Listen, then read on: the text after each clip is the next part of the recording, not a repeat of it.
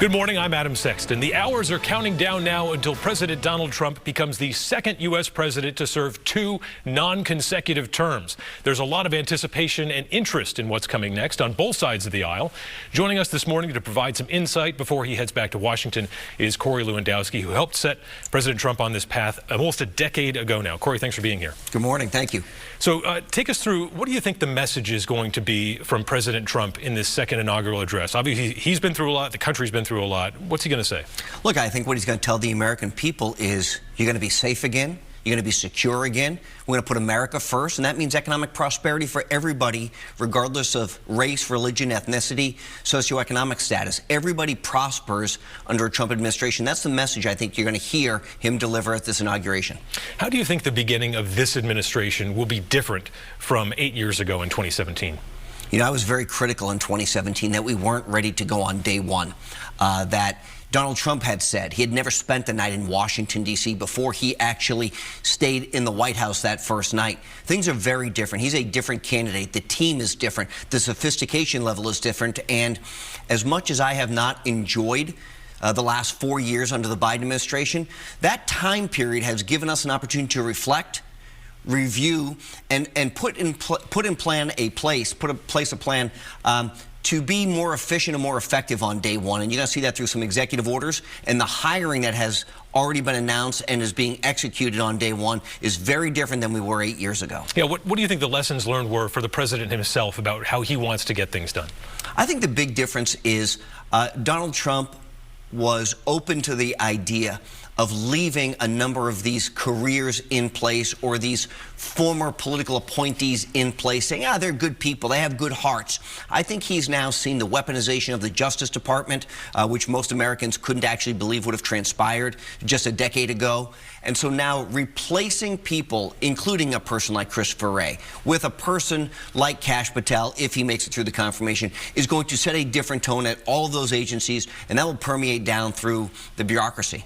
Let's talk about some of these nominees, and you've been working with a few of them as kind of the Sherpa, helping them along through Capitol Hill, getting to see all the senators there that are reviewing these. What about the former Democrats that he wants to bring into his cabinet? You got RFK Jr. and Tulsi Gabbard. That seems like that's going to be the heaviest lift, trying to get them confirmed, but the skepticism coming from the most conservative Republicans. You know, it's so interesting because Bobby Kennedy is such a has such a historic family name, and now you're seeing the criticism from both sides of the aisle on Bobby. Now, Bobby was on the Hill this week talking to senators, having the opportunity to engage. He's incredibly smart, and by the way, he's absolutely right as it relates to making America healthy again. You know, to get these processed foods, this process out of our foods. He's absolutely right about that. Tulsi Gabbard's criticism has been she's not up for the job. She met with Assad. You know, she was a Democrat and wasn't a conservative, and now she's being vilified by the left as not being ready. So what's very interesting, Adam, is the two Democrats that Donald Trump has named. Now, I guess Tulsi's technically a Republican now, but those two are getting the most criticism when the people who have been the conservatives haven't gotten as much criticism from the left. Do you think they make it through, though? You know, I sure hope so. You know, I will leave that to the capable hands of the U.S. Senate, but I do think the advice and consent clause is one where the president should be entitled to his nominees. You know, we know a top priority is the border and stopping illegal immigration. You know, Trump has promised the largest mass deportation in history. There's a reason, though, that past presidents haven't gotten that far with that issue, in particular because once you get past all the people who have criminal violations, you start running into problems with workforce, right? There's a lot of these people who are playing key roles in the workforce, and you look back to the largest mass deportation in history, President Eisenhower, all those decades ago. What sidetracked that effort was the economic dislocation it caused. You started to have the farmers and ranchers call up. You started to have the meatpacking industry call up and saying, hey, wait a second, you're taking our workers out of here.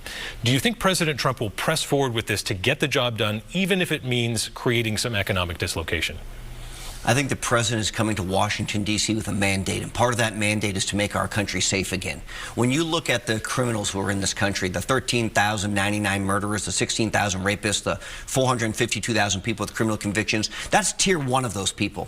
Tier two of the illegals who are in this country who are going to be deported are the ones who have final deportation orders. They've been through the process. A judge has adjudicated that they have no ability to stay in this country. We're going to go find those people. We're going to use every resource of the federal government. Just that subset that we're talking about is double the size of the population of the state of New Hampshire. It's about 2 million people who have final deportation orders, or those 450,000 criminals. Listen, That's a big lift just to get those done. Logistically speaking, there's a number of factors.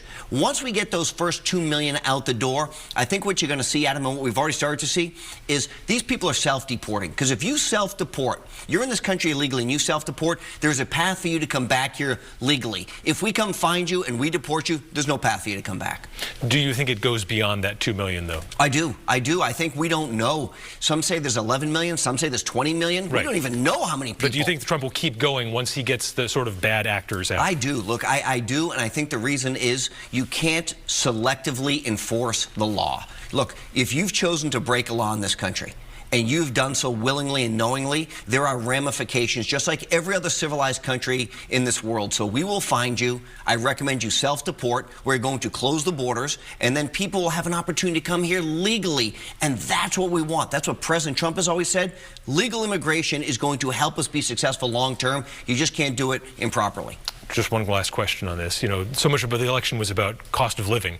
If you get rid of a lot of these people, you're going to see those grocery prices just skyrocket.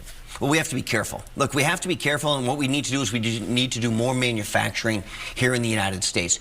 On an equal playing field, the United States can compete with anybody, but we haven't had fair trade. We haven't had free trade. We've seen our enemies take advantage of our system here. China obviously subsidizes their economy all the time. They put their products on our soil. Listen, what Donald Trump has said is, if you manufacture here in the United States, you will be given an advantage. If we have to bring your product in from other places, we're going to put a tariff on you because it's not fair to us. Yeah, that 25% tariff between Canada and New Hampshire, there's a ton of trade. Is that going to happen, or is this a negotiating tactic, as a lot of people assume? Well, look, I think it's a negotiation tactic. And what we want to do is those companies up in Canada that are doing enormous amounts of business with us here at home, we want them to manufacture here. Okay, I know it's just across the border, but that's okay. Bring those jobs to the United States. Donald Trump's job as the president, one of many, is to make this country great again, not Canada. Let's hire Americans. Let's create an economy here that is the greatest the world has ever seen, like we had 8 years ago. So that's what the goal is. And if you're a manufacturer in Canada and you're 5 miles across the northern border and you can relocate into the United States and save that 25%, that's your entire business model. What about this talk of, not ruling out military force to acquire Greenland and the Panama Canal? I think this is one where people are like, we didn't talk about this in the election. Can he be serious on this? Look, it's economic force. I don't think it's military force, but it's economic force. Greenland is an incredibly strategic ally for us. And by the way, I think the American people want to come here. Who doesn't want to be part of the United States? Everyone wants to come into this country. He said to Justin Trudeau, we'll make you the governor of the 51st state. I think, Canada has amazing resources. It would be incredible. And look, the long-term impact of the United States on the world stage growing again. We haven't had a major purchase of our country since Alaska. It's been a long time, 70+ years. Listen, the acquisition of Greenland, I don't think we're going to get Canada, but we want those Canadian jobs to come here and manufacture here because I believe, and Donald Trump believes, we're the greatest country the world's ever seen. Don't you think, though, if, we're seeing some shuttle diplomacy between Washington and I think Greenland is the capital, and while that's going on, Russia rolls up Ukraine and China takes Taiwan, we're going to look pretty weak. It's not going to happen. Listen, what has Donald Trump already done? When you look at the Middle East, the problem that we have seen from the October 6 attacks, they have now approved a ceasefire because what Donald Trump said, as candidate Trump, President-elect Trump, if you don't end this and return these American hostages, there will be hell in the Middle East like you have never seen. And what did they do? Just the last 48 hours, they've said, hey, we're going to have a ceasefire. Israel has signed it. Everybody agrees to it. American hostages are coming home. It's very reminiscent of Ronald Reagan taking office and the 444 days that Americans were held over there. Can we look to the distant future a little bit here? 2028, obviously there's going to be a Republican primary for president.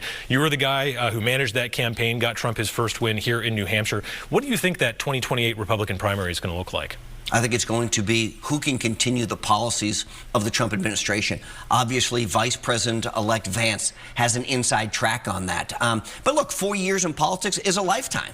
And we have seen through the course of this great history the ability for New Hampshire residents to choose the right candidate. And just because you're the front runner, and we've seen front runners come and go many times in this state, whether it was Rick Perry or Jeb Bush or whoever, right? have the opportunity to come here, articulate your message to us, face-to-face interaction. Let us vet you, let us sit with you, let us talk to you, and let us understand what your vision is. So I think what you're going to see is a whole bunch of people descending on the state of New Hampshire very soon, in the next 2 years probably. You're going to see Governor Ayotte intimately involved in vetting these individuals, and you're going to see the Trump imprimatur understanding that those policies that Donald Trump has run on in 2024 and was successful on will be on the ballot again in the midterm elections and ultimately in 2028. Yeah, that invisible primary is going to be fascinating, particularly with a sitting president who I'm sure is going to want to have something to say about it. But Corey Lewandowski, thanks so much for joining us on Close Up. We always appreciate the time. Thank you. All right, and we'll be right back with a new potential Republican challenger to Senator Jeanne Shaheen. Stay with us.